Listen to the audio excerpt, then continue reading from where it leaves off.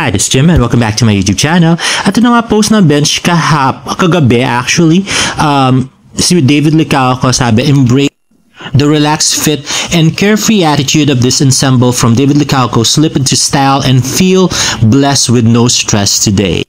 At yan na nga, napakagwapong si David Licauco na feeling ko talaga pumayat siya, no? Ako lang ba yun? Parang ang payat niya talaga, no? Pero cute pa din. At yun na nga, nirepost ito ni Mir. Sabi niya, class. Sabi ni David, thanks, be. At ito nga, in-IG story ni Isabel Bulatao. Naging IG story din ni David Licauco. At naging IG story din ni Tita Eden Licauco. At feature pa ni David sa kanyang Instagram. Pero napakababa ng engagement, guys. Grabe. Akala ko kagabi or kaninang umaga magte-trending na si David, pero hindi. Actually, parang 2 days na siyang hindi nagte-trending.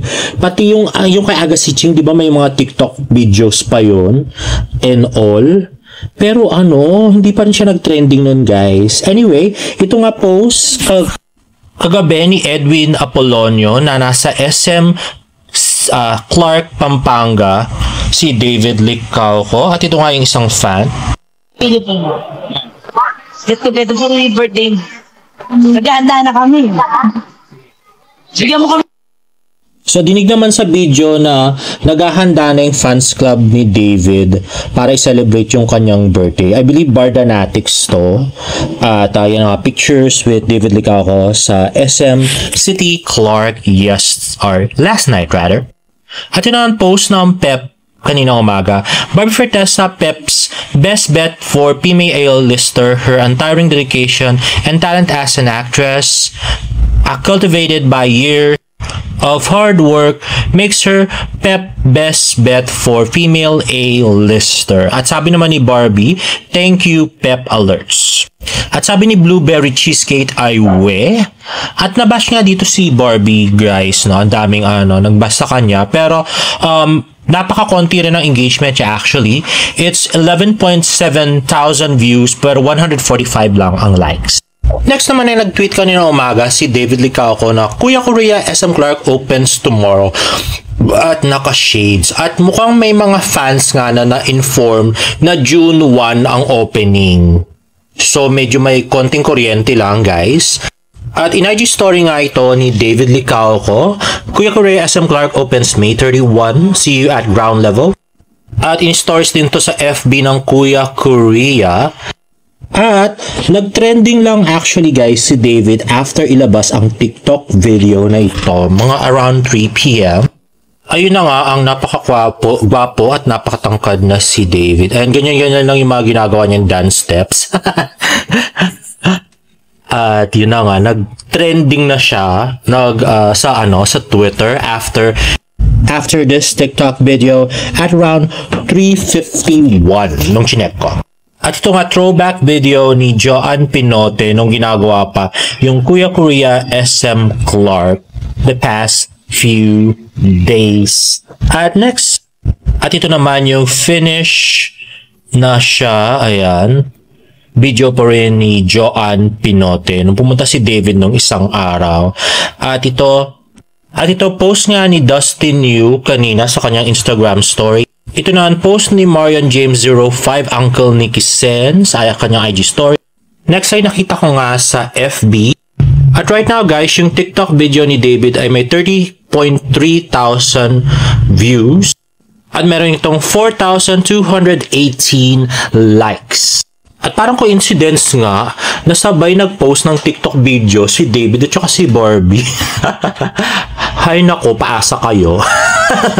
Anyway, let's watch Barbie Forteza's TikTok video. Pag inaantok ka, huwag mong labanan. Ako'y paglaban mo. Sa puso ko'y ikaw lamang ang sampalin ko to, guys. Gusto niya paglaban siya, pero puro siya mahal kong Jack noon. Kakagigil ka, Barbara. Anyway, tapos inaantok pa, no? Si David yung inaantok eh. Bruha ka. Anyway, yun nga video ni Barbie ay meron ng 150.4 thousand views at meron na itong 11.5 thousand likes. At next naman ay may TikTok video din si Aga Siching at David Licauco. Let's watch this. At ayan na nga. So, may pag-asa pa. Saan? Anyway, ayan na nga. Napaka-effortless ng paggalaw ni David. Talagang effortless. Buti lang cute siya, no? Anyway, ito nga video na ito. Merong 4,541 likes at merong 31.4 thousand views. Next ay post ni James Licauco, ang aso ni David na si Hershey. At post nga ni John Pinotet. So today ay pinagkaguluhan daw si David sa Kuya Korea SM Clark. Ayan na nga yung mga fans. Picture ng picture kay David Licauco. Ayan na nga. Napakaraming tao.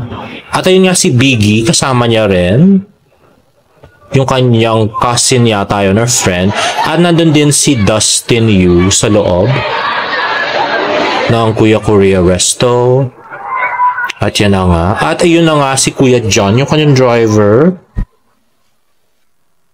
Ayan. At more videos. Ayan si Kuya John, si Dustin Yu. And next ay yung vlog ni Agassi Ching with David Licauco sa Facebook. Let's watch this. Okay guys, para sa araw na to ay may kakaibang trip na naman tayo. Hindi lang basta kay Mami, kundi sa ating very special guest. Yun ay walang iba kundi si David Licauco. At ngayon ay gagawin ko siyang nawawalang kapatid. Sa ating pambansang hero. Wow! Ngayon lang siya nakakita na mas pogi sa kanya. Yeah. Oh. Ba't ang layo mo naman sa akin? Ano sunod na ito? Pero bago yan, David, may isa akong request sa'yo. Ano yun? Pupunta ka sa bahay ko, di ba, first time? Oh. Gusto kong makita kung pwede ba kita maging kapatid for today. Sige. Para ang tawag mo sa mami ko, Mami. yan! Pwede mo ba sample at nangyari? Mami. Parang lambing naman nun! Okay, sige. Okay guys, para sa araw na to ay may kakaibang trip na naman tayo. Hindi lang basta kay Mami, kundi sa ating very special guest. Kilala nyo na to, idol to ng bayan eh. Itong taon na to ay pogi, malakas ang dating, hunk, may abs, chinito, at ang pambansang Ginoo. Yun ay walang iba kundi si David Licauco. Nakakasama natin siya ngayon dahil pupunta siya sa bahay. At ngayon ay gagawin ko siyang nawawalang kapatid. Sinabi ako na si Mami na may special guest tayo, darating si David Licauco ngayon. At ngayon magiging kapatid ko siya. So tratuhin niyo si David na parang pagtatrato niyo sa akin.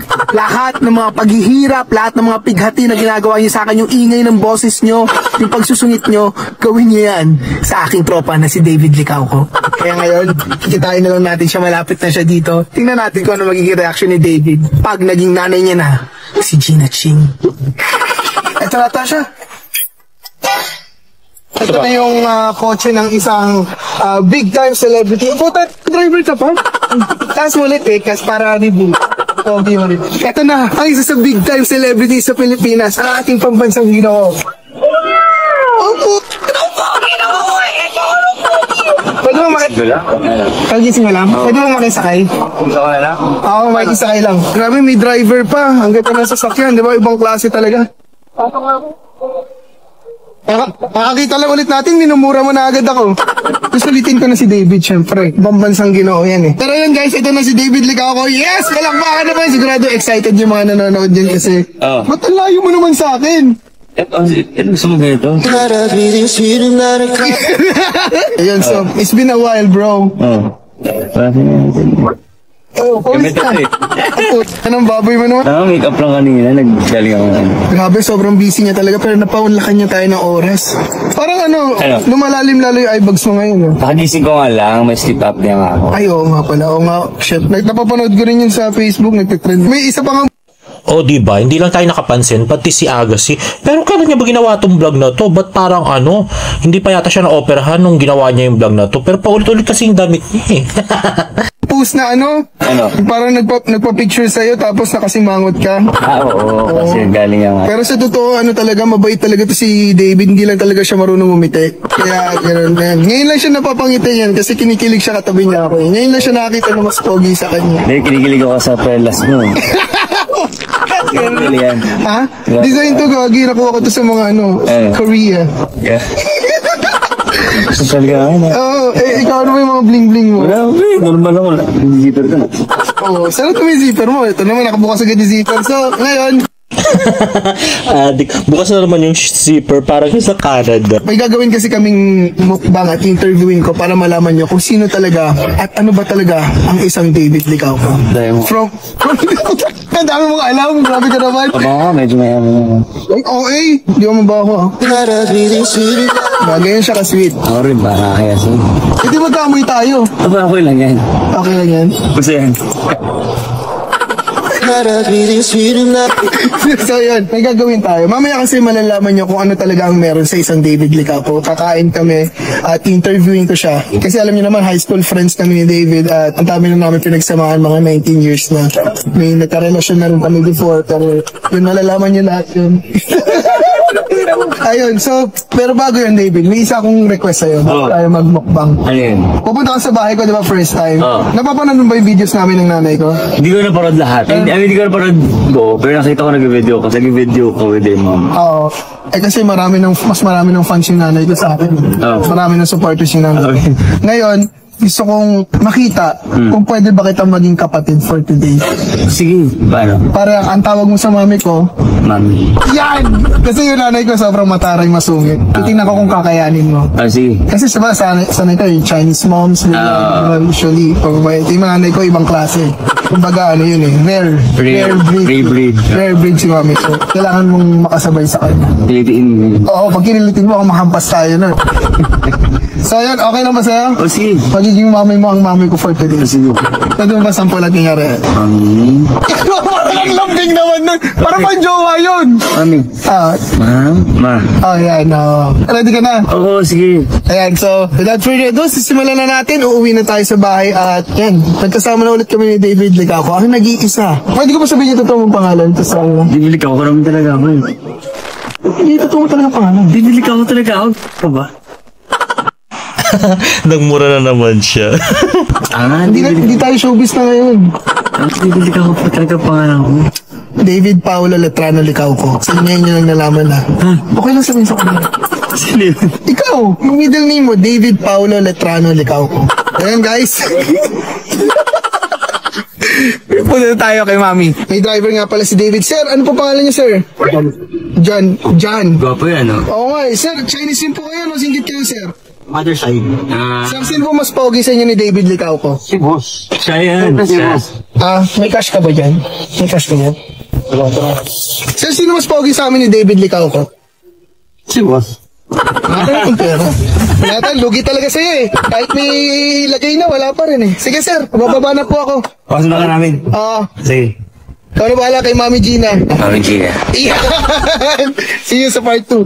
So yun guys, nandito na tayo ngayon sa bahay. Oh yes. Ito na si David Licauco. Kasama na ulit kami sa isang frame. Papakilala natin siya sa akin. Come on bro.